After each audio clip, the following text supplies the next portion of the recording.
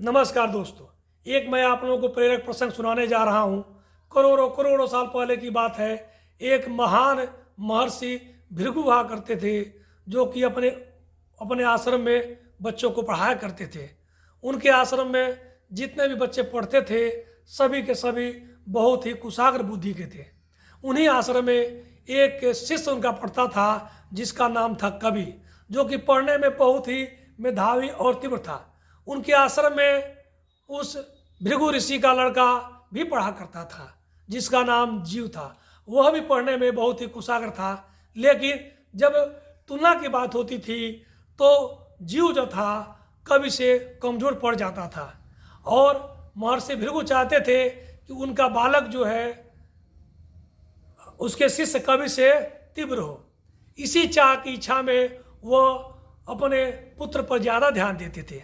हालांकि वो अपने शिष्य जीव से भी बहुत प्रेम करते थे, लेकिन पुत्र इच्छा की चाह ने अपने पुत्र पर ज़्यादा ध्यान केंद्रित की लालसा करने लगे।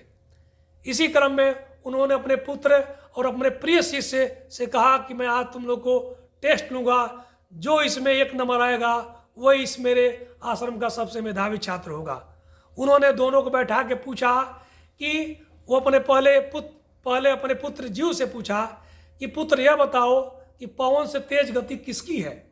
अभी जीव इसके बारे में कुछ समझ ही पाता, त्यों ही कवि ने उत्तर दिया कि गुरुजी, सबसे तेज गति मन की होती है। गुरुजी जो थे वो बहुत खुश हुए, लेकिन मन में उनके एक ईर्ष्या पैदा हो गई कि इस मेरे प्रश्न का उत्तर मेरे पुत्र जीव ने क्यों नहीं दिया। फिर उन्होंने अपने पुत्र से दूसरा क्वेश्चन पूछा, ये बताओ कि इस पूरे जगत को किसने ढक रखा है।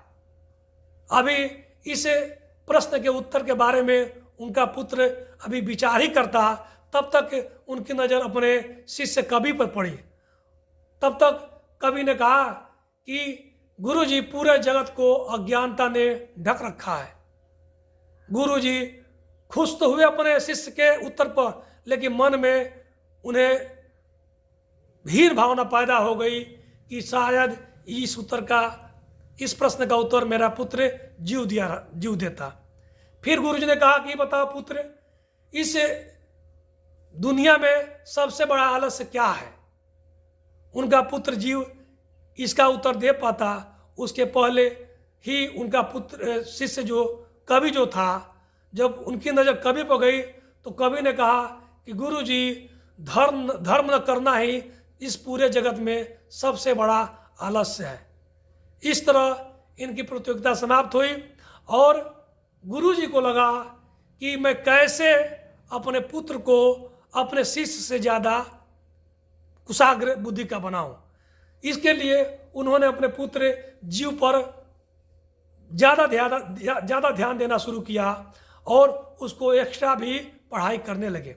उसके बावजूद भी उनका जो शिष्य कवि था, उसकी प्रतिभा में कोई कमी नहीं रही। अब इनके अंदर ईर्ष्या पैदा हो गई, तो उन्होंने कहा कि अगर मैं अपने पुत्र को पढ़ाई के माध्यम से तेज नहीं कर पा रहा हूँ, तो मैं अपने शिष्य कवि को उसको कमज़ोर करके अपने पुत्र को तेज करके दिखाऊंगा। इसी क्रम में उन्होंने कहा कि ऐसा है कि तुम जाओ, इस गुरुकुल का, इस आश्रम का जो भी काम धाम आज का है, आज से कवि ही करेगा। कवि देखता था कि जिस समय मैं आश्रम का काम करता था, उस समय वो अपने पुत्र जीव को पढ़ाया करते थे। इस बात को लेकर के उसे लगता था कि आखिर ऐसा क्यों हो रहा है। फिर भी उनके मन में यह इच्छा कभी नहीं हुई कि मैं जा कर के इस चीज़ को मैं गुरुजी से पूछ सकूं। कुछ समय बीतने के बाद उसने अपने गुरु से कहा, गुरुजी, आखिर क्या कारण है कि पढ़ाई पीरियड में आप हमसे काम करवाते हैं और आप अपने पुत्र जीव को और अन्य बच्चों को पढ़ाते हैं। इस बात को लेकर के गुरु को अंदर क्रोध पैदा हुआ। उन्होंने कहा कि तुम मेरे आश्रम में रहने लायक नहीं हो। ईर्ष्या के वजह से, नफरत के वजह से अपने पुत्र को आगे बढ़ने की कामना को लेकर के उन्होंने उस अपने शिष्य कवि को कहा कि तुम आश्रम से निकल जाओ, तुम्हारे लिए इस आश्रम में कोई जगह नहीं है। बेचारा कवि, जो कि उसका उसका कोई अपना दोष नहीं था। दुखी मन से उस आश्रम से निकल गया और निकलने के बाद से वो जंगलों में भटकता रहा। तभी एक आश्रम में एक महान ऋषि गौतम से मुलाकात हुई, जो कि बहुत ही प्रकांड ऋषि हुआ करते थे। उन्होंने इस कवि की प्रतिभा को पहचाना और बहुत शिक्षा दिया। उसने जितने भी उसके पास ज्ञान था उस सब ज्ञान को उस कवि ने अर्जित किया, और अर्जित करने के बाद से उस ऋषि गौतम ने कहा कि पुत्र, मेरे पास जितना भी ज्ञान था सब तुमने ले लिया, तुम्हारे पास इतनी तीव्र सीखने की इच्छा है कि मेरा ज्ञान लेने के बावजूद भी तुम पूर्ण रूप से संतुष्ट नहीं हो पाते हो। इसलिए मैं चाहता हूँ कि इससे भी अच्छी शिक्षा प्राप्त करने के लिए तुम भगवान शिव की तपस्या करो और उनको खुश करके उनसे शिक्षा लो। इस बात को सुन करके अपने गुरु का आशीर्वाद ले करके शिष्य कवि जो था वो शिव की तलाश में निकल गया। बहुत तपस्या करने के बाद से शिव जी प्रकट हुए और उसको शिक्षा दी। शिक्षा देने के बाद से हर चीज़ में पारंगत होने के बाद से कवि जो था, कवि को उस शिव ने, भगवान भोलेनाथ ने उसे मृत संजीवनी विद्या सिखाई कि जाओ, अगर कोई आदमी मृत हो जाता है तो तुम इस विधि के द्वारा तुम उस आदमी को जिंदा कर सकते हो। और इसी रूप में वह जब यह शिक्षा प्राप्त किया तो धीरे धीरे धीरे धीरे वो असुरों के गुरु हो गए। और इस मृत संजीवनी विद्या के द्वारा जब देवी देवताओं और राक्षसों में युद्ध हुआ तो इनके जो राक्षस मर जाते थे वे मृत संजीवनी विद्या के द्वारा इसको जीवित करते थे।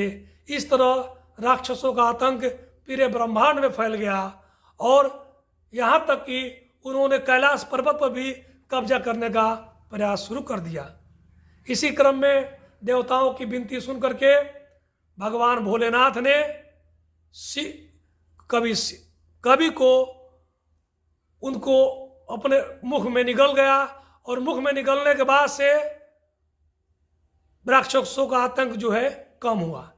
पेट में निगलने के बावजूद कवि जो था पेट में ही भगवान शिव की तपस्या शुरू कर दिया और इतना वो दृढ़ विश्वास का दृढ़ इच्छा करके तपस्या शुरू किया कि भगवान शिव जो थे उनके इस दृढ़ संकल्प को देख करके बड़े खुश हुए और उन्होंने उसको अपने पेट में निकाला और पेट में निकालने के बाद से कहा कि हे पुत्र, तुम्हारे पास अदम्य साहस है, अदम्य विद्या है, मैं तुम्हारे तपस्या से बहुत खुश हूँ और इसी खुशी में मैं तुम्हें वरदान देता हूँ कि जाओ, आज से तुम्हारा नाम कभी नहीं रहेगा, तुम्हारा नाम शुक्र हो जाएगा और तुम 9 ग्रहों में पूजे जाओगे।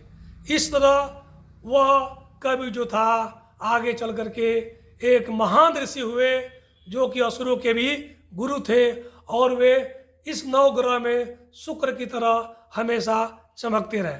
मेरे कहने का तात्पर्य है कि अगर किसी बालक के पास योग्यता है, प्रतिभा है, लगन है, अगर वो पूरे मनोयोग के साथ अपने काम को कर रहा है तो लाख अड़चन आए, लाख मुश्किलें आवे, उसके रास्ते को कोई रोक नहीं सकता है और जो जिस लक्ष्य को पाना है वह उसको पा करके ही रहता है। तो प्रतिभा और योग्यता को कोई रोकने वाला दुनिया में नहीं है। यही इस मेरी कहानी का सारांश है। नमस्कार।